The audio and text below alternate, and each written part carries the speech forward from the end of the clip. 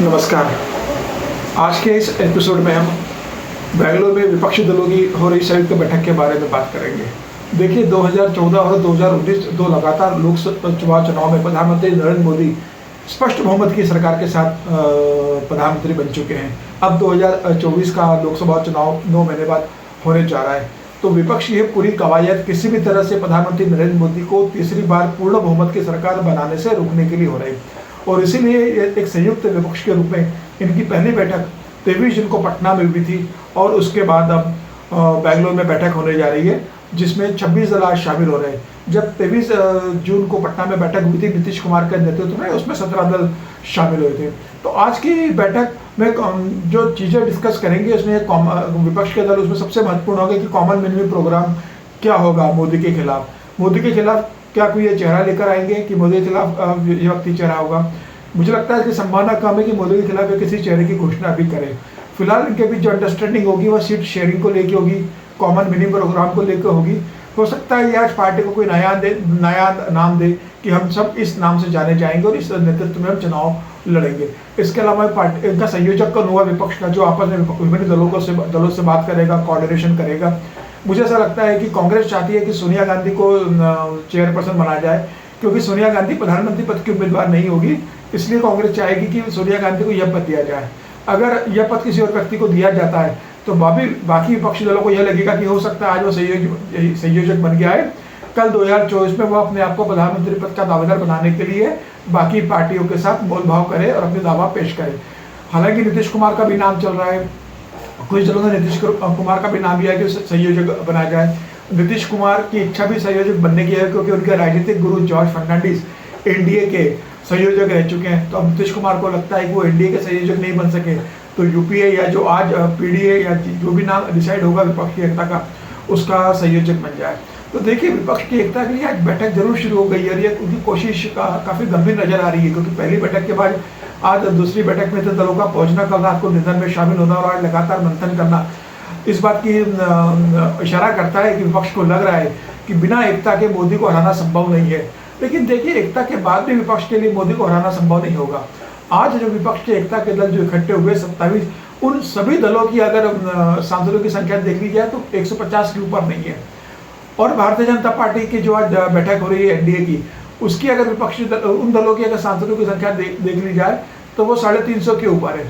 आप देखिए, भारतीय जनता पार्टी की खुद के 303 सांसद है, मतलब जो एनडीए के सबसे बड़ा दल है भारतीय जनता पार्टी, उसकी सांसदों की संख्या 303 है, जिससे स्पष्ट बहुमत है लोकसभा में।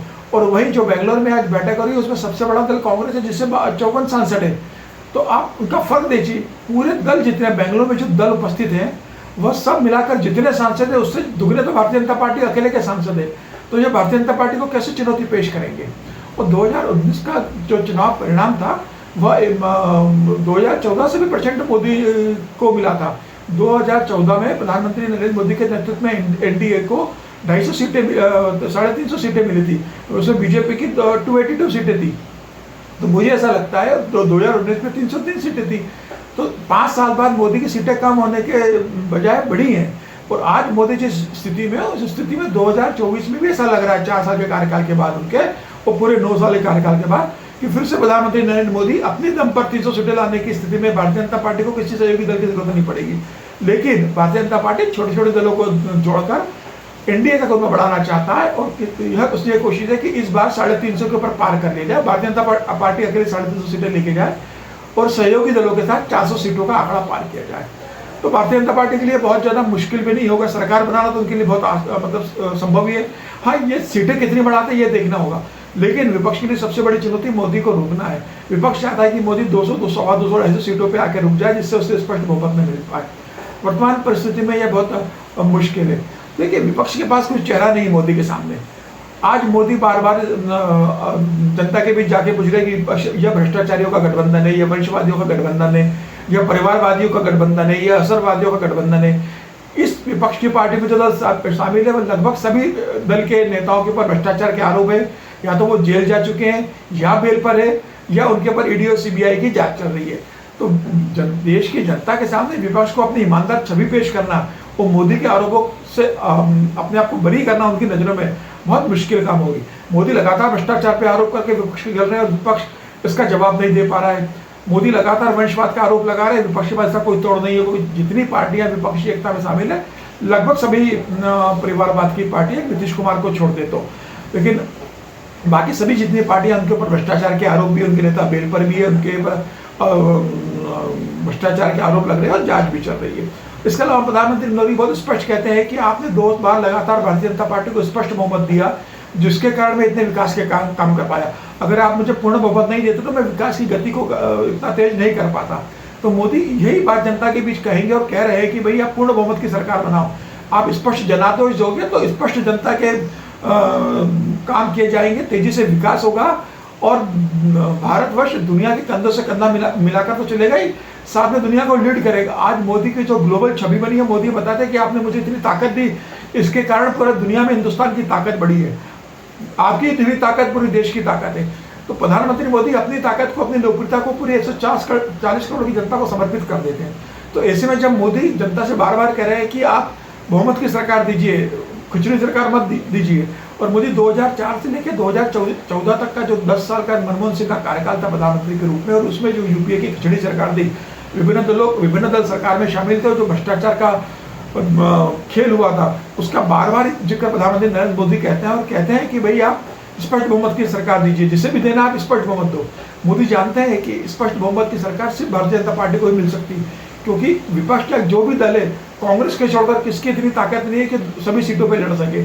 और कांग्रेस आज जिस स्थिति में, वह खुद 125 सीटें जीतने की स्थिति में नहीं है। तो ऐसे में देश की जनता के सामने मोदी बहुत स्पष्ट कर रहे हैं कि आप भारतीय जनता पार्टी एनडीए को स्पष्ट बहुमत दो, जिससे मैं लगातार जनता के हित में काम कर सकूं और देश को गरीबी की रेखा से बाहर निकाला है उसको और बेहतर स्थिति में ला सकूं।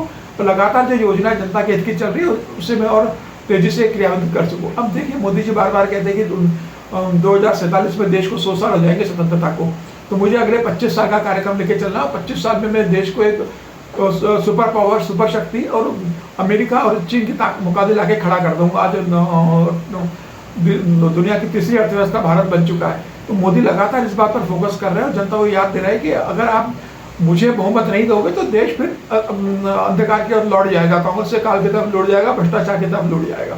तो मुझे ऐसा लगता है कि मोदी की जो छवि बनी हुई, ठीक है, कई मुद्दे हैं, महंगाई अपनी जगह है, महंगाई अपनी है जगह अपने है, बेरोजगारी अपनी जगह, उसके बाद भी मोदी ने अपनी लोकप्रियता जो बना के रखी है, जनता के अंदर जो भरोसा बना के रखा है और देश को नेतृत्व देने की जो अपनी काबिलियत दिखाई है मोदी ने, जनता अभी भी मोदी को पसंद कर रही है और मोदी के सामने विपक्ष के पास कोई तोड़ नहीं है। तो मुझे ऐसा लगता है कि विपक्ष को सबसे पहले मोदी के सामने किसी चेहरे को लाना पड़ेगा कि मोदी के सामने ये चेहरा है और जो मोदी को चुनौती देगा। उसके बाद जनता निर्णय करेगी कि मोदी बेहतर है या जो चेहरा सामने रहा है उससे बेहतर है। मुझे ऐसा लगता है भले ही विपक्ष बेंगलोर में बैठक कर ले या पटना में बैठक कर ले या कॉमन मिनिमम प्रोग्राम बना ले या एक संयोजक नियुक्त कर दे या मिलकर चुनाव लड़ ले, फिर भी प्रधानमंत्री नरेंद्र मोदी को 2024 में रोकना लगभग असंभव है। ऐसी स्थिति में विपक्ष कैसे सामान्य अपना घोषणा पत्र लेके आता है, क्या कौन सा एजेंडा लेके आता है, किन मुद्दों पर फोकस करता है, किस तरीके से प्रधानमंत्री नरेंद्र मोदी को घेरता है, प्रधानमंत्री के 9 साल की एंटी इनकम्बेंसी बनाने की कोशिश करता है जो फिलहाल नजर नहीं आ रही है। तो विपक्ष के सामने एक बहुत बड़ी चुनौती, हिमालय की जितनी बड़ी चुनौती है, विपक्ष उससे कैसे पार पाता है और मोदी की तोड़ कैसे निकालता है, ये देखना बाकी होगा। आज के एपिसोड में इतना ही। अगले एपिसोड में हम किसी और विषय पर लेकर उपस्थित होंगे। तब तक के लिए नमस्कार।